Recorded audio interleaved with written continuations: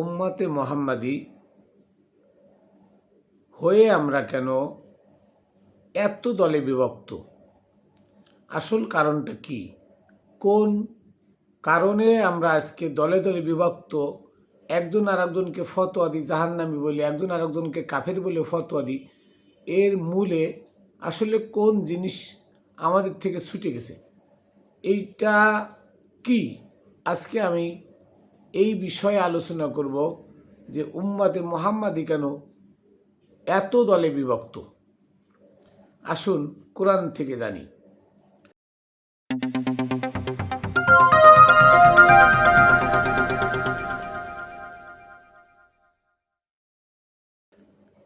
বিসমিল্লাহির রহমানির রহিম। আসসালাতু ওয়াসসালামু আলা সাইয়্যিদিল মুরসালিন ও আলিহি আজমাইন। প্রিয় তরিকার বন্ধুরা, দেশে দূরে যারা যেখানে আছেন সকলকে জানাই খাতুনে জান্নাত টিভি ইউটিউব চ্যানেল ও ফেসবুক পেজের পক্ষ থেকে আমি মাইনুল কবির শুভেচ্ছা ও অভিনন্দন। প্রিয় বন্ধুরা, আপনারা জানেন যে সত্য কখনো লুকায় থাকে না, সত্য কখনো গোপন রাখা যায় না। সত্য একদিন না একদিন কি হয়? উন্মোচিত হয়। ঠিক তেমনি কোরআনে আল্লাহ বলছেন, ইজা জা আজালুহুম লা ইস্তাখিরুনা সাআতা ওয়া লা ইস্তাকদিমুন, যে মৃত্যু যখন তোমার আসবে তখন একদিন আগে পরে তোমাকে নেওয়া হবে না, ঠিক টাইম মতো নেওয়া হবে। এই কথাটাও আমরা কিন্তু বিশ্বাস করি, কোরআনের কথা, এই কথাটা বিশ্বাস করি। কিন্তু আমরা দলে দলে বিভক্ত হয়ে একজন আর একজনকে আঘাত করি, কথা দ্বারা, হাত দ্বারা, চালচলন, আচার ব্যবহার দ্বারা। কিন্তু আসলে কি উম্মতে মুহাম্মাদির চরিত্র এটা? না, আমাদের থেকে কিছু একটা ছুটে গেছে। তো আল্লাহ বলেছেন, কুল জা আল হাক্কু ওয়া জাহাকাল বাতিল ইন্নাল বাতিলা কানা জাহুকা। যখন সত্য আগত হবে তখন মিথ্যা দূরীভূত হবে, আর মিথ্যা তো চিরকালই দূরীভূত থাকে। এই আয়াতটাও আমরা জানি যে সত্য আসলে মিথ্যা দূরীভূত হয়ে যাবে, আর মিথ্যা চিরকাল পরাজিত থাকে, দূরীভূত থাকে। এখন এই সত্য আসা শুরু করেছে। আমার মতো মাইনুল কবির 1450 বছরে হয়তো একজনই আসে, আমার পরে আবার আসবে, আমার দেখা দেখি অনেক মাইনুল কবিরের জন্ম হবে। সত্যের সাথে সত্য বলতে একাধিকভাবে লোকজন যদি এসে আমরা মিডিয়াতে সত্যগুলো তুলে ধরি কোরআন থেকে, তাহলে নিশ্চয়ই আস্তে আস্তে করে সারা দুনিয়াতে সত্য একদিন ছড়ায় পড়বে। আর এই সত্য ছড়ায় পড়লে তখন মানুষ সত্যটা গ্রহণ করতে বাধ্য হবে। তো আমি বলতে চাইলাম আজকে যে উম্মতে মুহাম্মাদি কোন ভুলের জন্য, কোন কারণে আজকে দলে দলে বিভক্ত? কেউ কারোর বিরুদ্ধে, মানে কেউ কারোর কমন মানে না, কেউ কাউকে মানে না, সবাই সবার মতে দুনিয়া নিয়ে ব্যস্ত, এবং একজন আরেকজনকে কাফের ফতোয়া দেয়, একজন আরেকজনকে জাহান্নাম ফতোয়া দেয়, আবার সবাই মিলে একজনের ইবাদত করে। কোন ইবাদত জানেন? এক আল্লাহর ইবাদত কিন্তু সবাই মিলেই করে, দলে মতে নির্ভেজাল। হ্যাঁ, ও ভেজাল, ও ভেজাল, ও ভেজাল, ও একদল, ও একদল, ও একদল, কিন্তু মাগার এক জায়গায় ঠিক আছে। তারা এক জায়গায় ঠিক আছে কোথায়? যে সবাই কিন্তু এক ইবাদত করতে বলে না। ওমরের বানানো, আবু বকরের বানানো এক আল্লাহর ইবাদত করো, এটা কিন্তু তারা করতে বলে না। এটা কিন্তু ঠিকই তারা করে যাচ্ছে। তো এইটা যে করে যাচ্ছে, এই কারণে আমি আজকে আপনাদের সামনে তুলে ধরবো যে এটা কবে পাইলো, আর এটা কবে পাইলো, কবে থেকে এই ইবাদত শুরু হইল। কোন ইবাদত? এক আল্লাহর ইবাদত। আর এই এক আল্লাহর ইবাদত কে দেখাইলো? যে দেখাইলো সেই দলে দলে বিভক্ত করে গেল, আজও হচ্ছে। তো আসুন সূরা আলে ইমরানের একটা আজকে খালি ব্যাখ্যা করব, যে আমরা মোহাম্মদ ইসলাম ছেড়ে দিয়ে কেন এই যে দলে দলে বিভক্ত হয়ে যাচ্ছি। তার একটাই কারণ, সে কারণটা হলো আলে ইমরানের সূরা আলে ইমরান 103 নম্বর আয়াতটা। এই আয়াতটা আমি খালি একটু পড়ি আর ব্যাখ্যাটা করি, আপনারা বুঝেন যে উম্মতে মুহাম্মাদি কেন আজকে সঠিক পথ থেকে ভুল পথে দলে দলে বিভ্রান্ত হয়ে চলে যাচ্ছে। এখানে আল্লাহ বলতেছে, দেখেন, ওয়াতাসিমু, তোমরা আঁকড়ে ধরো বিহাবলিল্লাহি আল্লাহর রজ্জুকে জামিআন একত্রিত হয়ে ওয়াতাসিমু বিহাবলিল্লাহি জামিআন ওয়ালা তাফাররাকু। এখানে আল্লাহ বলছেন যে তোমরা একত্রিত হয়ে আমার রজ্জুকে দৃঢ়ভাবে ধারণ করো, শক্ত করে ধরো। ওয়ালা তাফাররাকু, দলে দলে বিভক্ত হয়েও না। আল্লাহ বলে দিছে সবাই মিলে এক থাকবা, দলে দলে বিভক্ত হবে না। এরপরে আল্লাহ আর একটা কথা বলছে, আল্লাহর রজ্জু কি কি আল্লাহর রজ্জু আবার বলছে ওয়াজকুরু নিমাতাল্লাহি আলাইকুম, তোমরা স্মরণ করো কি নিমাতাল্লাহি, আল্লাহর নিয়ামতের কথা যা তোমাদেরকে দেওয়া হয়েছে। এখন এই জায়গাটায় তাফসীরকারকরা এই নিয়ামত মানে কি এইটা কিন্তু বলে নাই, এটা কিন্তু গোপন করে গেছে। তাহলে আল্লাহ যে রজ্জু ধরতে বলছে, আল্লাহ রজ্জুটা কি, আল্লাহর দেওয়া রজ্জু কি, কোন রজ্জু ধরলে আমরা একত্রিত হয়ে থাকতে পারতাম, সেই রজ্জুটা কি এবং নিয়ামতটা কি, এই নিয়ামতের মধ্যেই দুটো নিহিত। এই নিয়ামত দেখেন তাফসীরকারকরা, উমাইয়া আব্বাসীয়দের দালালেরা সত্য কথা কিভাবে ঢেকে গেছে। নিয়ামত মানে নবুয়ত প্রাপ্ত যারা, রিসালাত প্রাপ্ত যারা, ওলি মুর্শিদ যারা, আল্লাহর অনুগ্রহ প্রাপ্ত যারা, তাদেরকে নিয়ামত বলা হয়। আল্লাহর নিয়ামত মানে আল্লাহর দেওয়া নিয়ামত, আল্লাহ যাদেরকে অনুগ্রহ করেছেন সেই নিয়ামত। নিয়ামত মানে ধন সম্পদ নয়। যদি ধন সম্পদ হতো তাহলে নমরুদ, হামান, কারুন, ফিরাউনের মতো পথ আমরা সূরা ফাতিহার মধ্যে চাইতাম যে সিরাতাল লাযিনা আনআমতা আলাইহিম, তাদের মতো পথ আমাদেরকে দেখাও যাদেরকে তুমি নিয়ামত দিয়েছো। আর নিয়ামত মানে যদি ধন সম্পদ হইতো তাহলে নমরুদ, হামান, ফিরাউন, কারুনের মতো পথ চাইছি আমরা না। নিয়ামত মানে নবুয়ত, নিয়ামত মানে রিসালাত, নিয়ামত মানে পয়গাম, নিয়ামত মানে ওলি মুর্শিদ। এখানে তাফসীরকারকরা আল্লাহর রজ্জু কি সেই জিনিসটাই গোপন করে গেছে। আল্লাহর রজ্জু কি? জামাত ইসলাম বলে আল্লাহ রজ্জু মানে কোরআন, কিন্তু কোরআনের আইন আল্লাহ রজ্জু। তারা কি কোরআন মানে? তারা তো এজমা কিয়াস ফিকাহুল হাদিস মানে। কারণ এজমা কিয়াস ফিকাহুল হাদিস না মানলে তারা যে এক আল্লাহর ইবাদত করে এটা তো থাকে না। এটা কোরআন মানলে সেটা থাকে না। কোরআন মানলে রাসূলের আনুগত্য করতে হয়, এজমা ওই এক আল্লাহর ইবাদত থাকে না। কোরআন না মানলে ওই এক আল্লাহর ইবাদত থাকে। এজমা কিয়াস ফিকাহুল জাল হাদিস এগুলোর পথ হচ্ছে ওই এক আল্লাহর ইবাদত করা, আবু বকরের বানানো সেই ইবাদত। তো ওয়াতাসিমু বিহাবলিল্লাহ, এই বিহাবলিল্লাহ আল্লাহর রজ্জু ধরে, এই আল্লাহর রজ্জু এই নিয়ামতের মধ্যে নিহিত। এই নিয়ামত আল্লাহ যাকে নিয়ামত দিলেন, নিয়ামত কি? নিয়ামত শব্দের অর্থ নবুয়াত, রিসালাত, পয়গাম। তার মানে কুল কায়নাতের বাদশা নবী মুহাম্মদ সাল্লাল্লাহু আলাইহি সাল্লামকে আল্লাহ অনুগ্রহ করেছেন, অনুগ্রহ করে দয়া করে শ্রেষ্ঠ নবী বানায় উনাকে পাঠালেন। তাই আল্লাহ বলছেন অজকুরু, তোমরা স্মরণ করো নিয়ামত আল্লাহ, আল্লাহর নিয়ামতের কথা, আল্লাহর ওই অনুগ্রহের কথা। আলাইকুম, তোমাদের উপরে যা পাঠানো হয়েছিল। আমাদের উপরে কাকে পাঠানো হয়েছিল? হযরত মুহাম্মদ সাল্লাল্লাহু আলাইহি সাল্লামকে একটা তার কাছে একটা আসমানি বাণী দিয়ে এবং তাকে দিয়ে পাঠানো হয়েছিল। এই নিয়ামত মানে আল্লাহর রজ্জু। এই আল্লাহর রজ্জু মানে নিয়ামত, নবী এবং আল্লাহর বাণী পাক কুরআন, এই দুইটাকে আঁকড়ে ধরতে বলেছে। ওয়াতাসিমু দ্বারা প্রমাণ যে আমার দেওয়া নিয়ামত মানে আমার বাণী আল কুরআন এবং আমার নবী মুহাম্মদ রাসূলুল্লাহ সাল্লাল্লাহু আলাইহি সাল্লামের আদর্শকে তোমরা আঁকড়ে ধরো, রসুলকে আঁকড়ে ধরো। তো রসুলকে আর আল্লাহর নিয়ামত কুরআনকে যদি আঁকড়ে ধরো, তোমরা দলে দলে বিভক্ত হতে না, দলে দলে বিভক্ত হইতে পারতেও না। তারপরে বলছে দেখেন, ইসকুন্তুম আদান, আমার এই নিয়ামতকে তোমরা স্মরণ করো। ইসকুন্তুম আদান, ইজা কুন্তুম আদান, যখন তোমরা কি ছিলে? পরস্পরের সাথে শত্রুতা করতেছিলে। চিন্তা করেন যে যখন তোমরা পরস্পরের শত্রুতা করতেছিলে, কোন সময়? জাহেলিয়াতের যুগে, বর্বরতার যুগে মানুষ গোত্রে গোত্রে বছরের পর বছর যুদ্ধ বিগ্রহ করতো। মেয়েরা থাকতো, ছেলেরা থাকতো না, মারা যাইতো। শুধু মেয়েরা বাইসে থাকতো, মেয়ের সংখ্যা বেশি হয়ে গেছিল, ছেলেরা থাকতো না। যুদ্ধে বছরের পর যুদ্ধ করতে করতে মারা যাইত। এই সময় আমার নবী মক্কায় আগমন করলেন। তাই বলছে যে ইজা কুন্তুম না ইসকুন্তুম আদান, যখন তোমরা পরস্পরের সাথে শত্রুতায় নিমগ্ন ছিলে, তখন আল্লাহ তোমাদের কাছে নিয়ামত পাঠালেন। এই নিয়ামত হচ্ছে আল্লাহর রজ্জু, এই রজ্জুকে ধারণ করো তোমরা। তো সেই রজ্জুটা কি? রজ্জু হচ্ছে রসুল এবং আল্লাহর বাণী পাক কুরআন।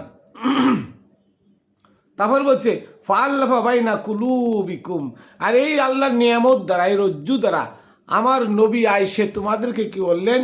তোমাদের পরস্পরের সাথে ভ্রাতৃত্ব বোধ সৃষ্টি করে দিলেন, তোমাদের অন্তরে ভালোবাসা সৃষ্টি করে দিলেন।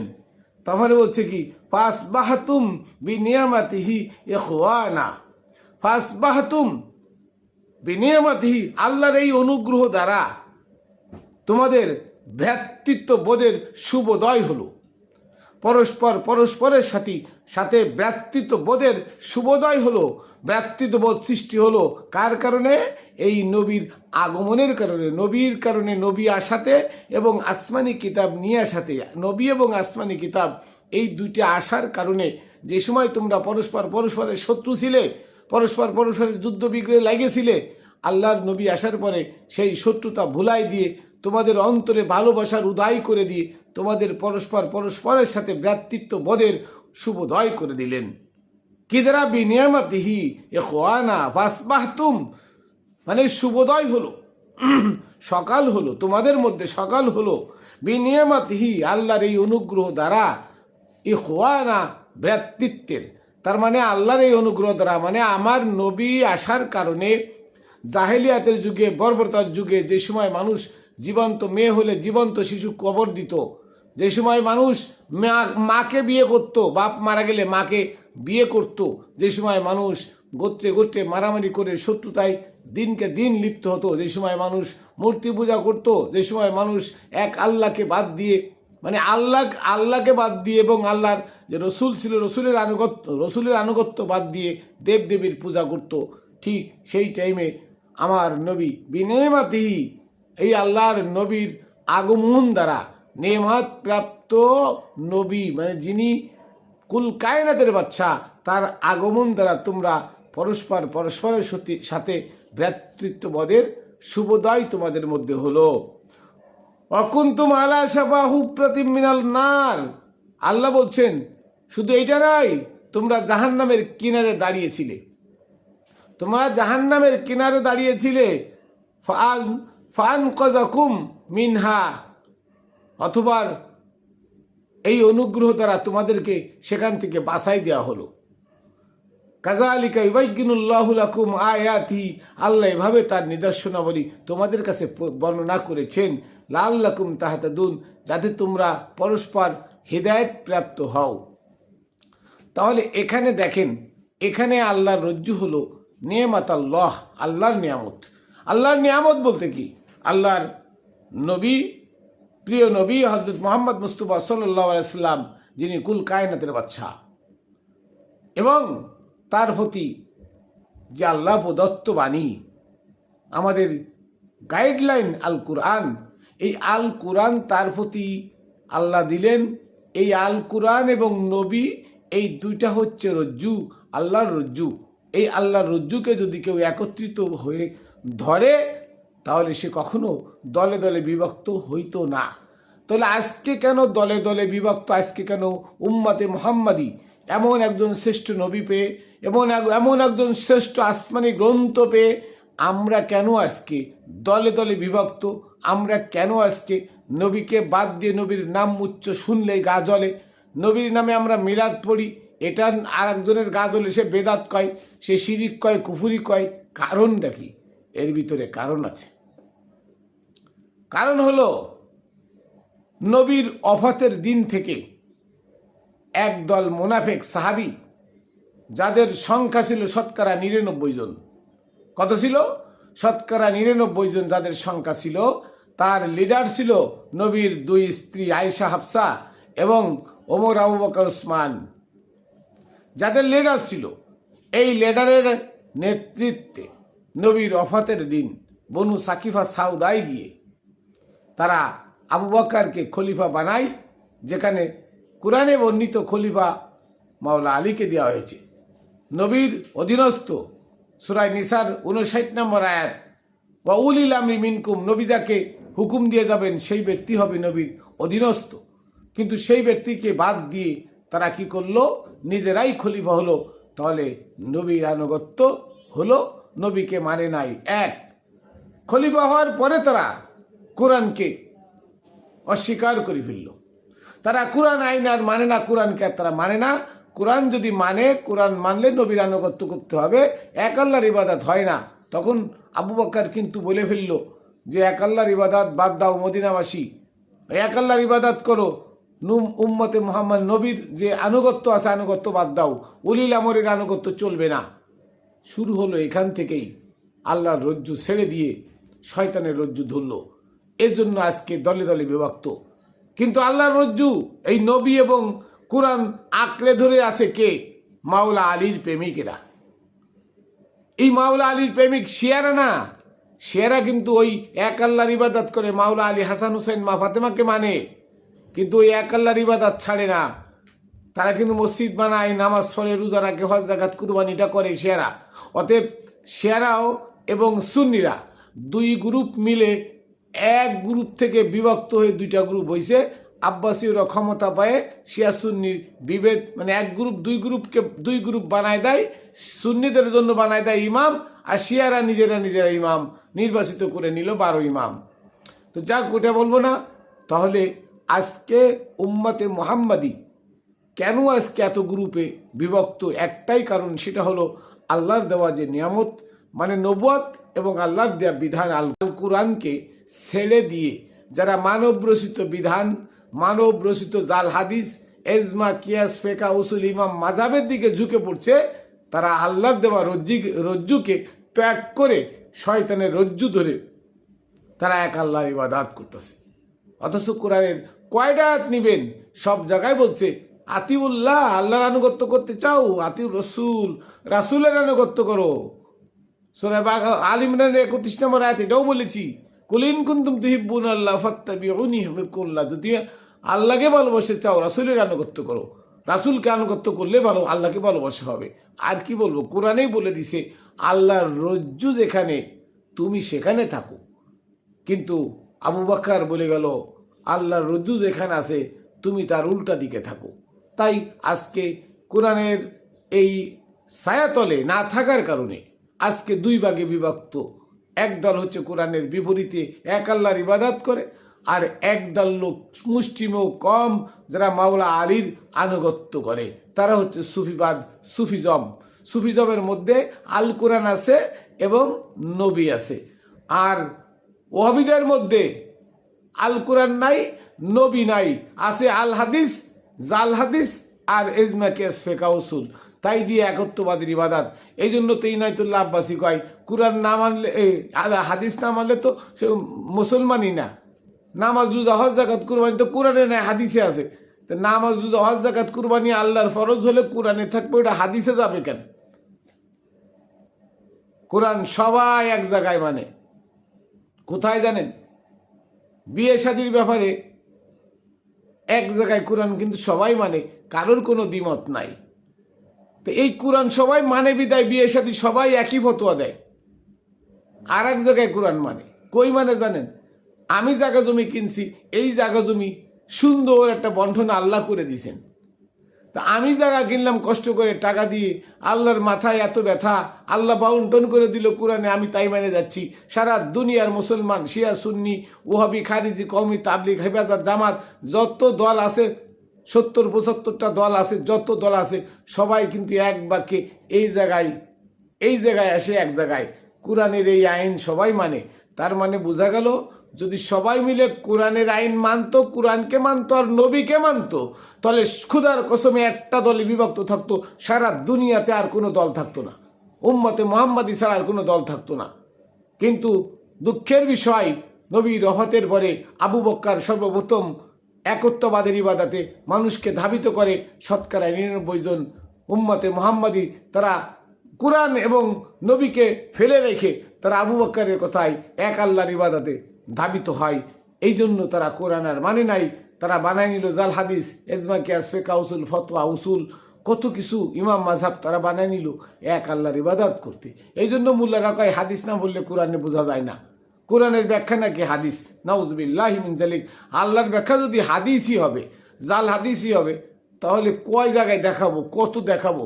নবীর রহমতের 448 বছর পরে কি হইল? শবে বরাত চালু হইল।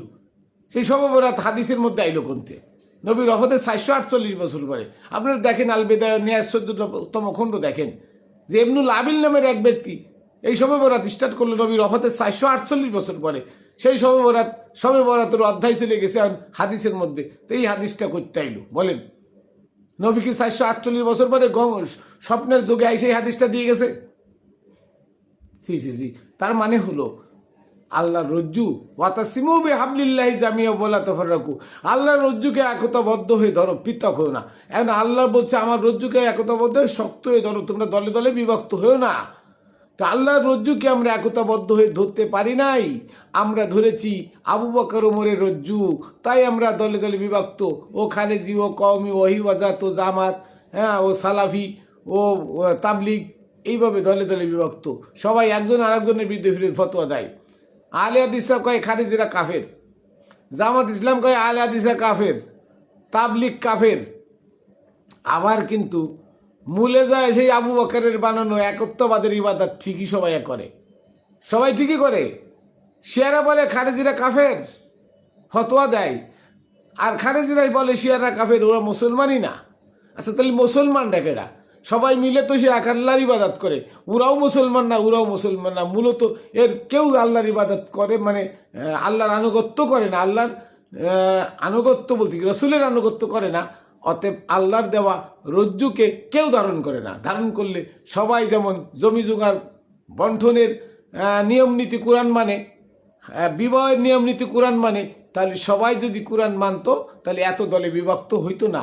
আজকে কোরআনকে না মানার কারণে, নবীকে না মানার কারণে আজকে এত দলে বিভক্ত। আজকে আমরা সকাল উঠে দেখি কি আমি আলে হাদিস, সকালে উঠে দেখি আর একদিকে ডাইন সাইডে কি আমি আলে সালাফি, ওদিকে সামনে দাঁড়ায় কি আমি কওমি মার্সার, আর একদিকে আমি খারেজি, আমি হেফাজত, আমি জামাত। হ্যাঁ রে ভাই রে ভাই, এত দল কেন? উম্মতে মুহাম্মাদি থাকবে একটা দল, উম্মতে মুহাম্মাদি থাকবে একটা দল যারা আল্লাহর রজ্জুকে দৃঢ়ভাবে ধারণ করেছে। তারা কখনো পৃথক হতে পারে না, দলে দলে বিভক্ত হতে পারে না। আল্লাহরই কথা, এখানে আল্লাহরই কথা। তার মানে দলে দলে যারা বিভক্ত হয়েছে তারা আল্লাহর রজ্জু ধরে নাই, যারা আল্লাহর রজ্জু ধরে নাই তারা পথভ্রষ্ট জাহান্নামী। আমি ফতোয়া দিলাম, আমার ফতোয়া না, এটা কোরআনের ফতোয়া। আল্লাহ বলছে যে তোমরা দলে দলে বিভক্ত হও না, আমার রজ্জু ধরে রাখো সবাই মিলে। তাই সবাই মিলে আল্লাহর রজ্জু উঠতে বলছে। সবাই মিলে ধরছো তোমরা ওমরের রজ্জু, সবাই মিলে ধরছো আবু বকরের রজ্জু, সবাই মিলে ধরছো উসমানের রজ্জু, সবাই মিলে মুআবিয়া ইয়াজিদের রজ্জু ধরেছো। ইয়াজিদের রজ্জু ধরলে তুমি তো জাহান্নামী। আল্লাহ বলে দিছে আমার রজ্জু ধরো, পৃথক হও না দলে দলে। আল্লাহর রজ্জু হলো নবীকে এবং নবীর প্রতি আনিত কিতাব ধরে সেই কিতাব অনুযায়ী চললে সবাই এক, যে আসবে সেখানে একই ফতোয়া, একই কিছু, একই সব চলবে। অথচ ও কয় আমার এনি হাত বাঁধা, এই হাত বাদ দেবে, এনি বাদ দেবে, কেউ নাবির পরে, কেউ ছাড়িয়ে দিয়ে, কেউ রফে আদায় করতে হবে। কি যে নামাজ একই নামাজ, অত এত এত দলে বিভক্ত কেন? কারণ ওটা আল্লাহর রজ্জু অনুযায়ী না, ওটা নবীর আদর্শ অনুযায়ী নামাজ না, এটা মন গড়া বানানো ওমরের। তাই এত দল, এত বিভক্ত, এ বলছে, ও বলছে, ও বলছে, ও। কারণ কি? নামাজের কোনো বিবরণ কোরআনে নাই, রোজার কোনো বিবরণ কোরআনে নাই, এই যে জাকাতের বিবরণ কোরআনে নাই। কোরআনে আছে সৎকার বিবরণ, আপনারা পড়ে দেখেন, সৎকার বিবরণ কোরআন আছে। এই জাকাতের বিবরণ করে, জাকাত শব্দের অর্থ মোহত্যাগ। সৎকার জাকাত আকাশ পাতাল ব্যবধান। সৎকার হচ্ছে খুমুস, আর জাকাতের কোনো অর্থ না। জাকাত হচ্ছে মোহত্যাগ, মানে আল্লাহর ইবাদত করতে, সর্বক্ষণ করতে চাইলে মোহ ত্যাগ করতে হবে, পিছনের মোহ ত্যাগ করে দিতে হবে। দুনিয়াদারির মায়া, প্রেম, ভালোবাসা ত্যাগ করার নাম জাকাত। তাহলে কোরআনের সাথে সাংঘর্ষিক। এই কারণে আজকে উম্মতে মুহাম্মাদের ভিতরে এত গ্রুপ, এত দল, এত মত, এত পথ। এর ভিতরে নাজাতি কারা? একমাত্র যারা আল্লাহর কোরআন এবং তার নবীকে আঁকড়ে ধরে রাখছে তারাই নাজাতি, তারাই সুপথ প্রাপ্ত। তাদের লাশ কবরে খাবে না, তারা মসজিদে এক আল্লাহর ইবাদত করতে যায় না, তারা আনুগত্য করে রাসূলের। আর রাসূল মানে সম্যক গুরু, অলি মুর্শিদকে রাসূল বলা হয়। সূরা ইব্রাহিমের 4 নম্বর আয়াত পড়ে দেখবেন, সূরা হুদের 7 নম্বর আয়াত পড়ে দেখবেন, সূরা লুকমানের 15 নম্বর আয়াত পড়ে দেখবেন, ইয়াসিনের 21 নম্বর আয়াত পড়ে দেখবেন। আল্লাহর ওলিদের আনুগত্য করতে বলেছি, আল্লাহর আনুগত্য না। আল্লাহর অলিদের আনুগত্য করছে। আল্লাহর অলিদের আনুগত্য করলে আল্লাহর আনুগত্য করা হয়, আল্লাহই বলে দিচ্ছেন। অতএব সে আল্লাহর রজ্জু হলো আল্লাহর অনুগত্যের, অলিদের আনুগত্য করা এবং আল্লাহর রজ্জুকে ধরা, আল্লাহর বিধান কোরআনকে ধরা, আর তার নিয়ামত প্রাপ্ত যারা আছে, মানে রেসালাত প্রাপ্ত যারা আছে, যারা অলি মুর্শিদ আছে, তাদের আনুগত্য করা।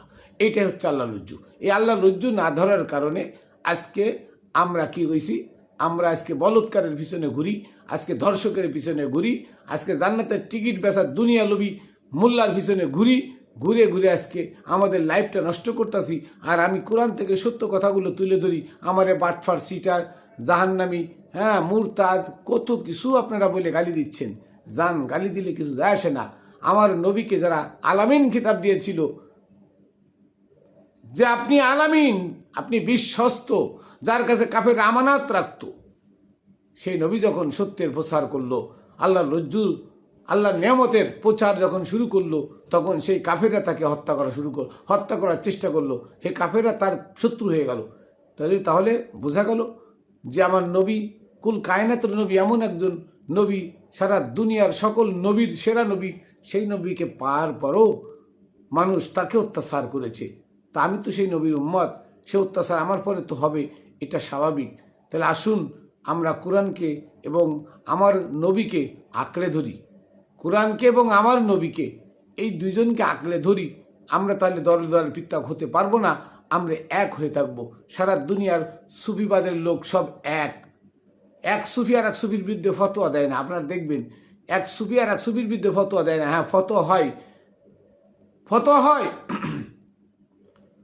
কিছু সুফি বাসে ভণ্ডামি করে, তাদের ভিতরে আল্লাহর অনুগ্রহ নাই, এই অন্ধ ভণ্ডামি করে, ভক্তদের কাছে টাকা নিয়ে চলার জন্য ফিরালি করে। এই সমস্ত ফিরের বিরুদ্ধে ফতোয়া আসে, কিন্তু কামেল গুরুর বিরুদ্ধে ফতোয়া কখনো আসে না। কামেল গুরুরা দুনিয়া লোভী হয় না, কিন্তু ভণ্ড ফিরেরা দুনিয়া লোভী হয়। এই জন্য ভণ্ড ফিরেদের জন্য কামেল গুরুদের আজকে দুর্নাম হচ্ছে। কামেল গুরুরা হচ্ছে নবীর জাত, রাসুলের জাত।